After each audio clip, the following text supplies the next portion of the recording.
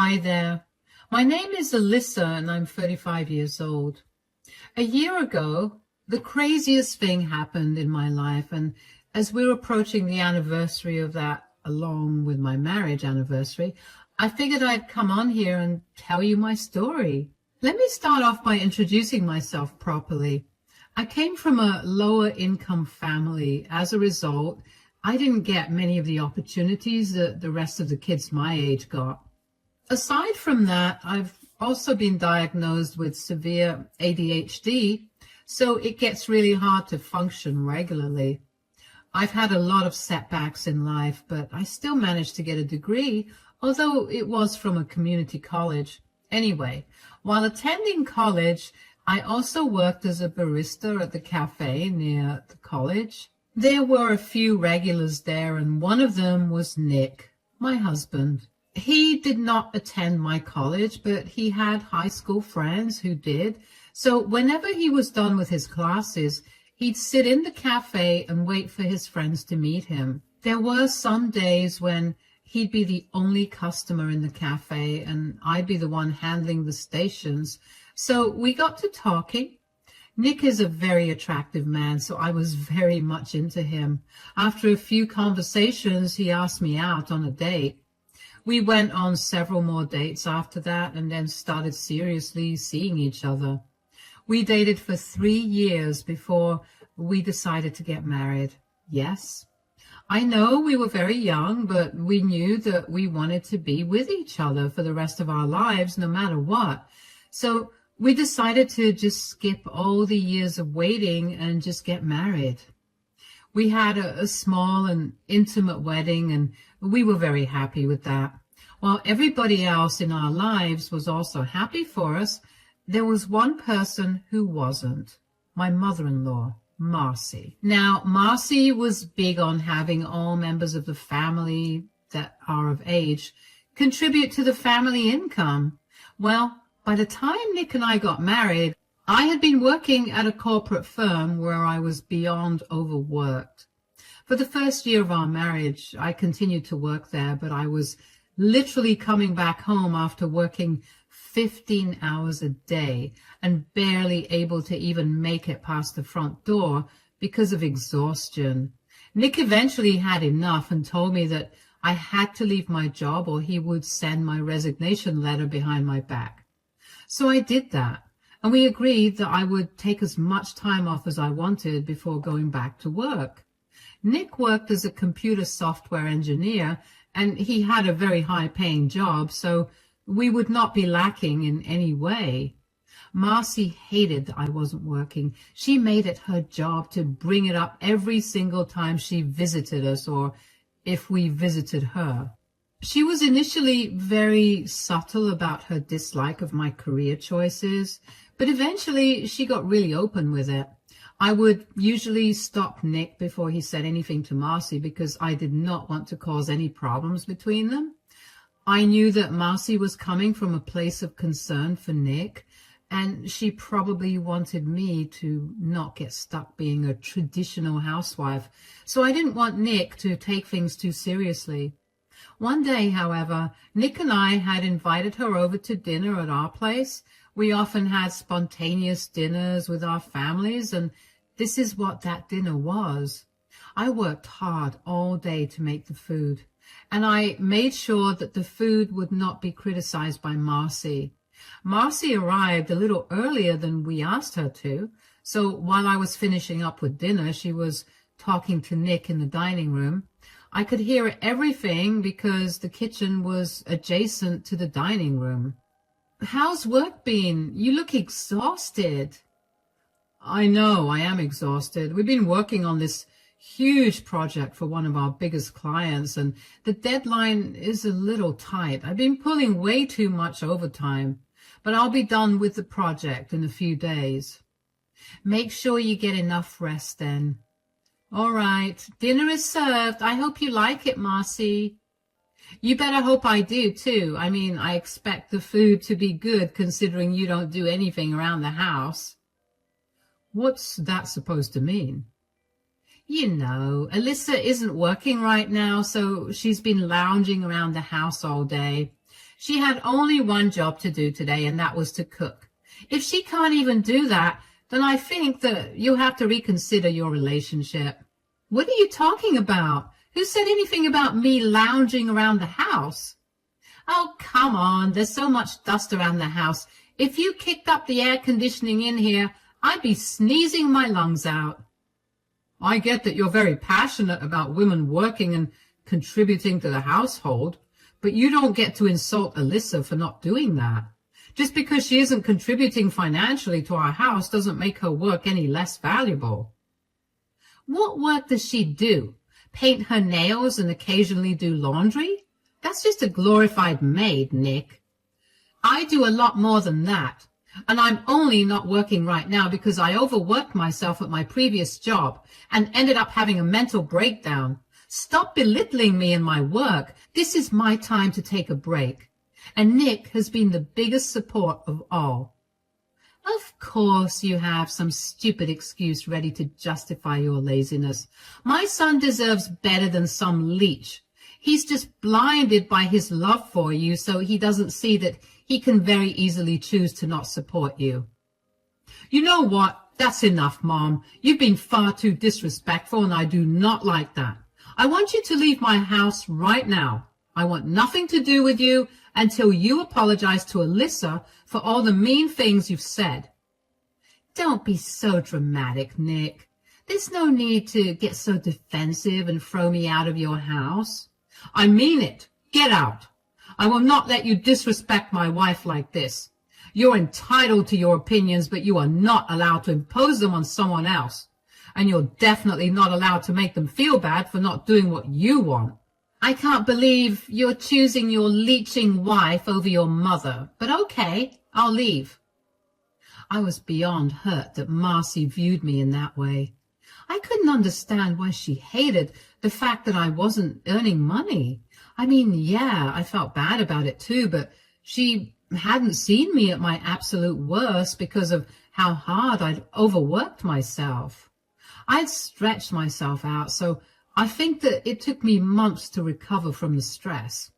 The more time I spend away from work, the better my mind feels, and that's what Nick has repeatedly stressed that he cares about. Was I the best housewife? No, of course not. But I made sure that all of Nick's needs were taken care of.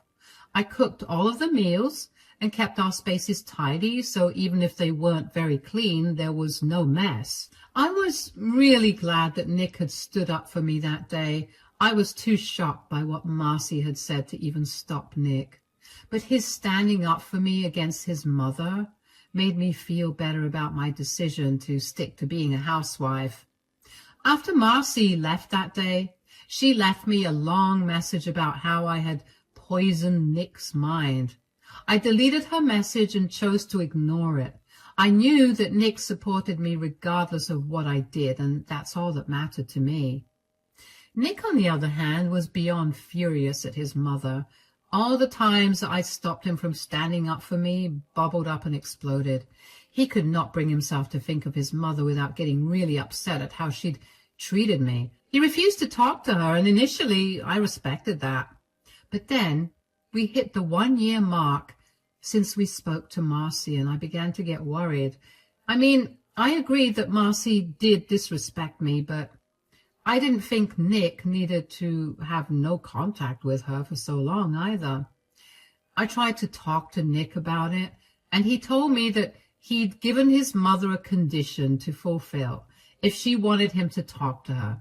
He wanted her to apologize to me. I didn't think that would happen because if there's one thing you should know about Marcy, it's that she is very stubborn. 2 more years passed just like that. I kept trying to get Nick to contact Marcy again, but he wouldn't listen to me.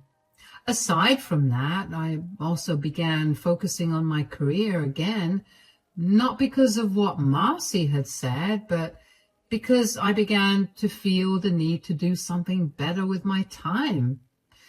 So I picked up an old hobby of mine, writing, and decided to see if I could earn anything through that. Turns out freelance writing paid me pretty well. So I tried to find various other content writing jobs over the 2 years. One particular day, I'd gotten a call from Marcy. I'm not joking, but I almost dropped my phone when I saw her caller ID. I couldn't fathom why she was calling me, but I hoped that it wasn't about any bad news. I hesitantly picked up the call. Hello? Hi, Alyssa, it's Marcy. Oh, hi, Marcy. How are you? It's been a while since we last spoke. Is everything all right? Yeah, everything's good and I'm doing all right. I wanted to talk to you about something. Oh, what is it? Well, we haven't spoken in years and I've been thinking about what got us here. I then realized that I owe you an apology. Really? That is not where I saw this conversation going. I know this must be really shocking to you, but I realized I was being too narrow-minded and the last thing I wanted to do was lose my son.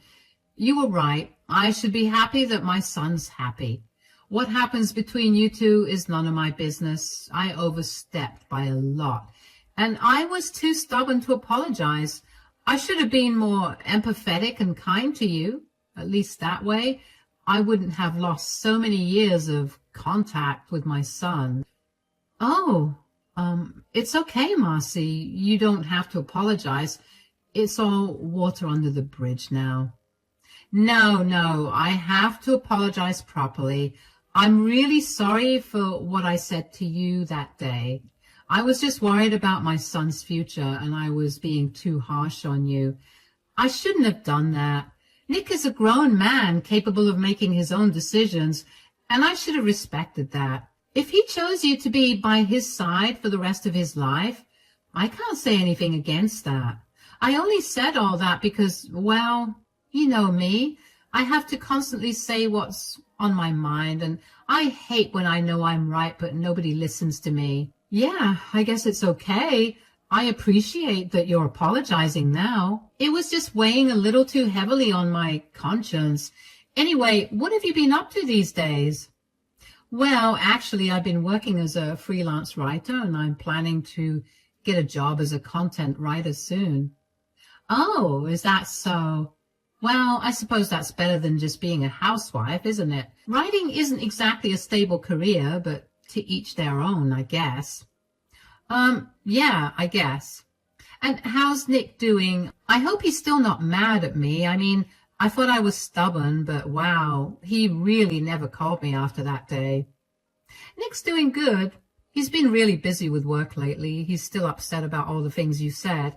I've been trying to get him to talk to you since that day, but well, he refuses to because you were way too mean. Could you ask him to give me a call sometime? I'd really like to catch up with him. I'm not sure if he wants to talk to you. Well, you can at least tell him I called, right? I'll try, Marcy, but I'm not sure if he wants to talk to you. Like I said, I've been trying, but he won't budge. Oh, don't be silly. He'll definitely want to talk to me now that I've apologized to you. Just let him know that I did.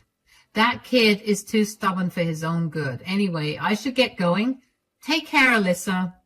You too, Marcy. Bye. I was flabbergasted, to say the least. I remember after that phone call, I stared at my phone for a solid minute because I couldn't believe that Marcy had actually called me to apologize. I immediately called Nick after the phone call with Marcy and told him about what had happened. He sounded just as shocked as I was that his mother had given in and apologized. I then asked him to give her a call because she had specifically asked for him.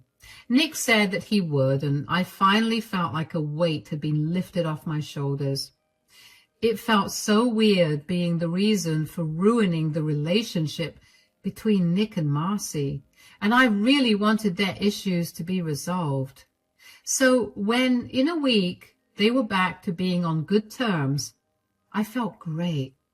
But it quickly became apparent that Marcy's apology was not a genuine one. I mean, for the first 2 months or so, she was really nice to me. She never brought up my career, not even subtly or as a joke. But then She started to bring it up slowly, and she made sure to do so when Nick wasn't around to hear her.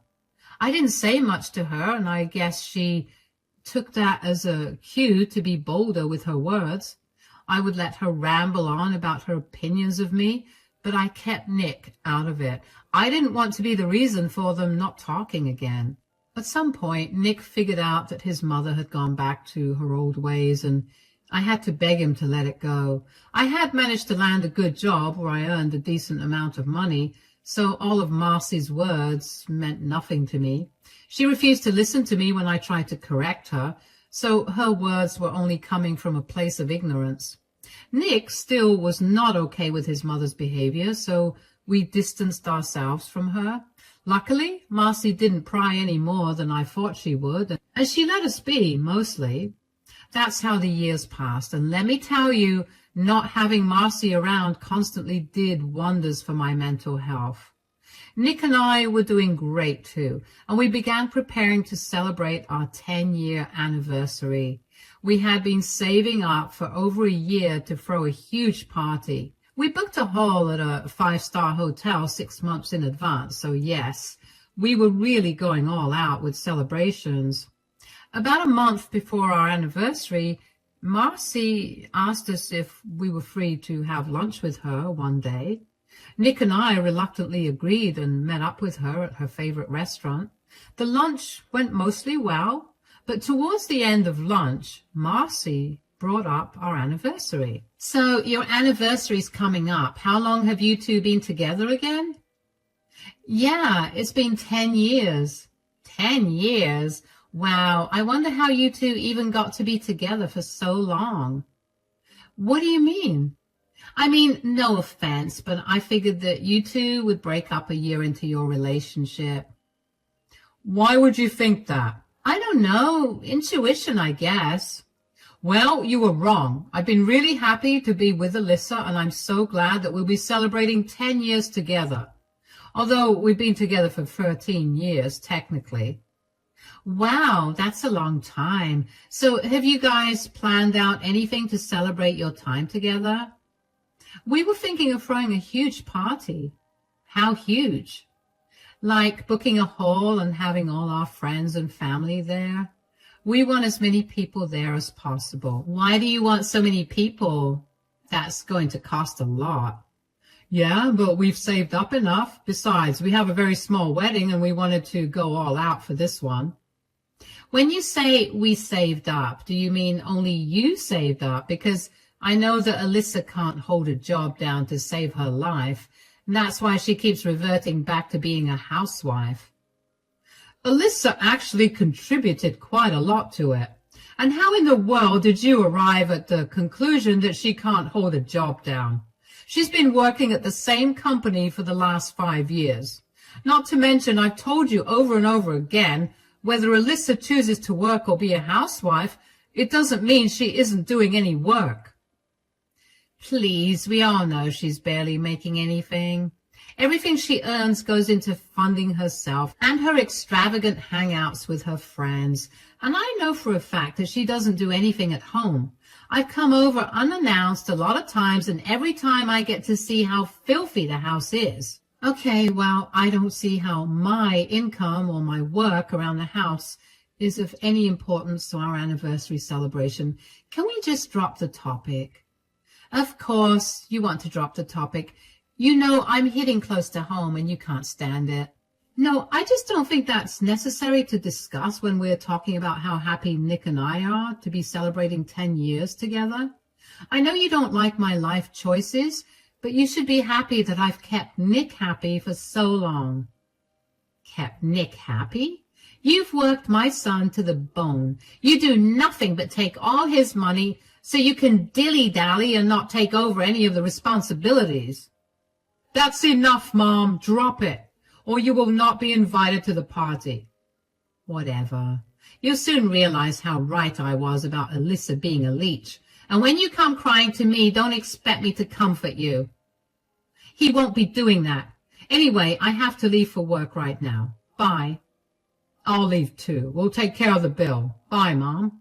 I don't know why I expected any better from Marcy. Of course she still thought of me as some parasite, even though I was earning more than she was. Nick and I disregarded that lunch with Marcy and chose to focus on planning our grand celebration of our love.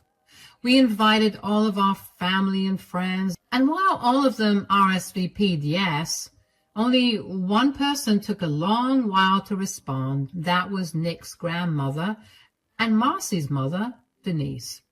Denise and I had a great relationship. We got along really well, and Nick was her favorite grandchild. However, over the last few years, her health had deteriorated significantly, so she was not sure if she'd be able to make it to our party. We didn't mind, and we figured we could meet her earlier in the day to celebrate with her. So imagine our surprise when we saw her there at the party too. Denise had arrived with Marcy, but she'd stayed behind a little so she could surprise us. Marcy had greeted us first. "Happy anniversary, you two. This place is gorgeous." "Thanks a lot, Mom. Of course this place is gorgeous." Alyssa planned the whole thing, and you can't expect anything less from her when it comes to these things. "You sure did pick a good one, darling."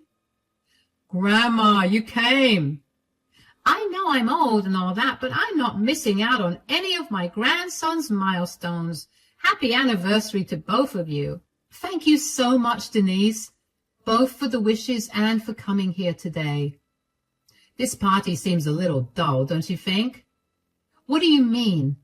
"I think we need to make a toast to the lovely couple." "That won't be necessary, Mom." "Oh, that's nonsense. There's the mic." "Marcy, please, we're not making toasts. Consider this a gift to you two from my side." "Everyone, if I could have your attention, please, I'd like to make a toast to the couple, my son Nick and my daughter-in-law, Alyssa. Thank you all for being here tonight to celebrate their 10th anniversary. It's truly a milestone, isn't it? Now, I just want to say that 10 years seems like a breeze when all you do is mooch off your husband. But somehow, Alyssa, you've managed to make it look effortless. I know you must all be thinking that Alyssa's a working woman right now, but let me tell you, she barely makes minimum wage. Everything she earns goes into her own pleasure, while my poor son has to take the brunt of all the financial responsibilities." "Marcy, that's enough.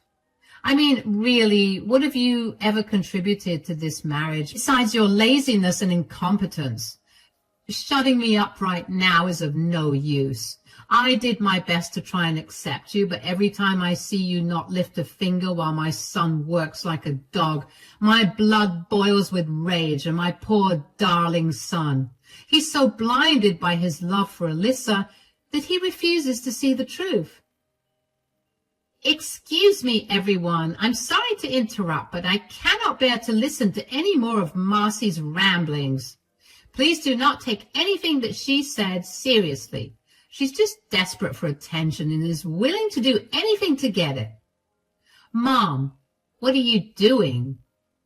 "I'm just speaking the truth, dear. Since you wanted to speak your mind about Alyssa, I figured I could speak my mind about you. You see, everyone, even if Alyssa were just a housewife or someone who barely earns minimum wage, at least she didn't steal money from her own mother, thinking she wouldn't notice." "What?"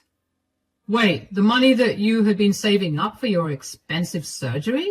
"I'm afraid so. Turns out our super feminist Wonder Woman over here lost her job 2 months ago and hasn't been able to get back on her feet. She came to me a few days ago begging me to help her out. I distinctly remember saying no. Marcy cried like a baby, but then she got herself together and asked me if she could cook me dinner. A few bites into dinner, I started to feel groggy. I ended up falling asleep pretty quickly. The next day, when I went into my safe, all the money that I had saved up for my important life-saving surgery was gone." "Mom, how could you say that? That's a lie. You have no proof." "I have plenty of proof. My safe had a hidden camera in it, and it caught you red-handed." "That is not true." That's enough. I can't believe you would do something like that. Do you even know how long Grandma had to save that money? You constantly gave Alyssa grief for making me work like a dog, yet here you are stealing important money from your own mother. Nick, please, I didn't. I don't care. I don't want to be around someone who would stoop so low. You need to leave or I will call security. To say I was shocked would be the understatement of the century.